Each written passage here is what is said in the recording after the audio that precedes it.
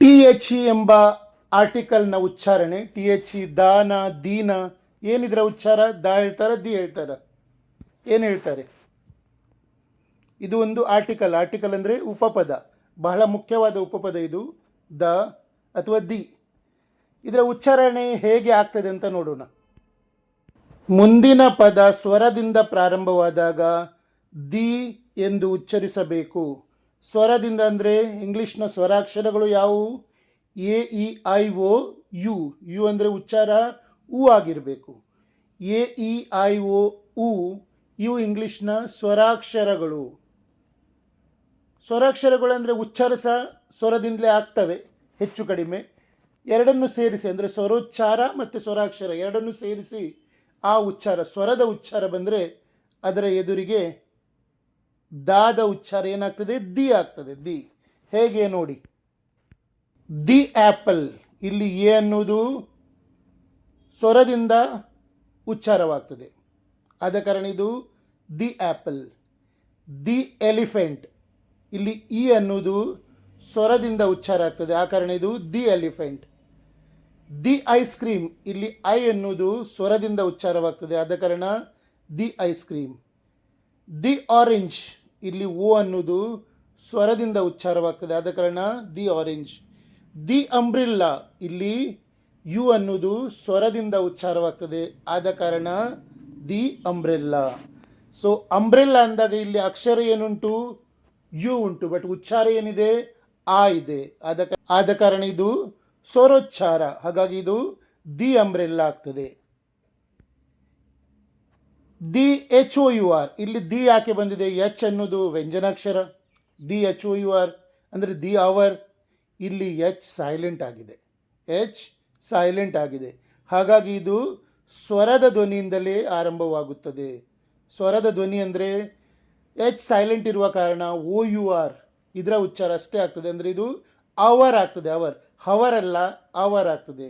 ಇದೇ ಥರ ಬೇರೆ ಶಬ್ದಗಳುಂಟು. ಆನೆಸ್ಟ್ ಅಂತ ಹೇಳಿದರೆ ಸಹ ಅದು ಎಚ್ನಿಂದ ಉಚ್ಚಾರ ಆಗದೆ ಓನಿಂದ ಉಚ್ಚಾರ ಆಗ್ತದೆ, ಆ ಕಾರಣ ಅದು ಸಹ ದೀನಿಂದಲೇ ಹೇಳಬೇಕಾಗ್ತದೆ. ಮುಂದಿನ ಪದ ವ್ಯಂಜನದಿಂದ ಪ್ರಾರಂಭವಾದಾಗ ದ ಎಂದು ಉಚ್ಚರಿಸಬೇಕು. ವ್ಯಂಜನದಿಂದ ಅಂದರೆ A E I O you ಅಕ್ಷರಗಳನ್ನು ಬಿಟ್ಟು, ಯು ಅಂದರೆ ಉ ಉಚ್ಚಾರ ಅಥವಾ ಆ ಉಚ್ಚಾರ, ಅವುಗಳನ್ನು ಬಿಟ್ಟು ಬೇರೆ ಉಚ್ಚಾರಗಳಾದರೆ ಅಲ್ಲಿ ದ ಬರ್ತದೆ. ವ್ಯಂಜನಾಕ್ಷರಗಳು ಅವೆಲ್ಲ ಯಾವುದು? ಬಿ ಸಿ ಡಿ ಇವೆಲ್ಲ ವ್ಯಂಜನಾಕ್ಷರಗಳು ಅಥವಾ ವ್ಯಂಜನ ಉಚ್ಚಾರಗಳು ಅಂತ ಸಹ ಹೇಳ್ಬೋದು.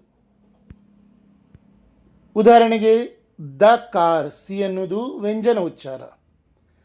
ದ ಡಾಗ್, ಡಿ ಅನ್ನೋದು ವ್ಯಂಜನ ಉಚ್ಚಾರ. ದ ಹೌಸ್, ಎಚ್ ಅನ್ನೋದು ವ್ಯಂಜನ ಉಚ್ಚಾರ. ದ ಪೆನ್, ಪಿ ಅನ್ನೋದು ವ್ಯಂಜನ ಉಚ್ಚಾರ. ದ ಟ್ರೀ, ದ ಅನ್ನೋದು ವ್ಯಂಜನ ಉಚ್ಚಾರ.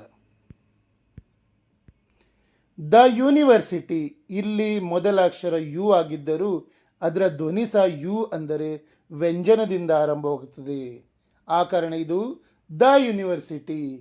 ದಿ ಯೂನಿವರ್ಸಿಟಿ ಆಗುವುದಿಲ್ಲ. ಯು ಅನ್ನೋದು ಸ್ವರಾಕ್ಷರ, ಅಕ್ಷರ ಸ್ವರ, ಬಟ್ ಉಚ್ಚಾರ ವ್ಯಂಜನಾಕ್ಷರ ಆಗ್ತದೆ. ಇಲ್ಲಿ ಒಂದು ವೇಳೆ ಯುನ ಉಚ್ಚಾರ ಆ ಅಥವಾ ಉ ಇದ್ದಿದ್ರೆ ಅದು ಸ್ವರೋಚ್ಚಾರ ಆಗಿ ಇಲ್ಲಿ ದಿ ಬರ್ತಿತ್ತು, ಬಟ್ ಯುನಿಂದ ಬಂದಿದೆ, ಆ ಕಾರಣ ಅದು ವ್ಯಂಜನೋಚ್ಚಾರ. ನೆನಪಿಡಿ, ಉಚ್ಚಾರಣೆಯು ಅಕ್ಷರದ ಮೇಲೆಲ್ಲ ಅದರ ಧ್ವನಿಯ ಸೌಂಡ್ ಮೇಲೆ ಆಧಾರಿತವಾಗಿರುತ್ತದೆ. ಸೊ ನನಗನ್ನಿಸ್ತದೆ ನಿಮಗೆಲ್ಲ ಅರ್ಥ ಆಯಿತು. ಇದೆಲ್ಲ ಮುಂಚೆ ಹೆಚ್ಚಿನವರಿಗೆ ಗೊತ್ತಿರಲಿಲ್ಲ ಅಂತ ಕಾಣ್ತದೆ, ಯಾಕಂದರೆ ನಾನು ಸಹ ನೋಡಲಿಲ್ಲ ತುಂಬ ಮಂದಿ ಎಲ್ಲೋ ಏನೇನೋ ಯೂಸ್ ಮಾಡ್ತಾರೆ. ಸೊ ಅದಕ್ಕಾಗಿ ನಾನು ಇವತ್ತು ಇದನ್ನು ತಗೊಂಡಿದ್ದೇನೆ. ನೋಡಿ, ನಿಮಗೆ ಇದರಿಂದ ಲಾಭ ಆಗಬಹುದು. ಮತ್ತು ಯಾರಿಗಾದರೂ ನನ್ನ 3 ತಿಂಗಳ ಕಂಪ್ಲೀಟ್ ಕೋರ್ಸ್ ಡೇ 1 ಡೇ 2ನ ಲೆಸನ್ ವಿಡಿಯೋಗಳ ಮೂಲಕ ನಿಮ್ಮ ವಾಟ್ಸಪ್ ನಂಬರಿಗೆ ಕಳಿಸಬೇಕು ಅಂತ ಇದ್ದರೆ, ಕಂಪ್ಲೀಟ್ ಕೋರ್ಸ್ 3 ತಿಂಗಳ ಕೋರ್ಸ್ ಅದು ನನ್ನ ನಂಬರಿಗೆ, ನನ್ನ ಮೊಬೈಲ್ ನಂಬರಿಗೆ UPI ಮೂಲಕ ನೀವು 599 ಕಳಿಸಿದರೆ ನಾನು ಡೈಲಿ 1 ಲೆಸನ್ ನಿಮಗೆ ವಾಟ್ಸಪ್ಪಲ್ಲಿ ಕಳಿಸ್ತೇನೆ. ಅದನ್ನು ಪ್ರಾಕ್ಟೀಸ್ ಮಾಡಿ ನೀವು 3 ತಿಂಗಳಲ್ಲಿ ಇಂಗ್ಲೀಷ್ ಮಾತಾಡಲಿಕ್ಕೆ ಕಲಿಬಹುದು.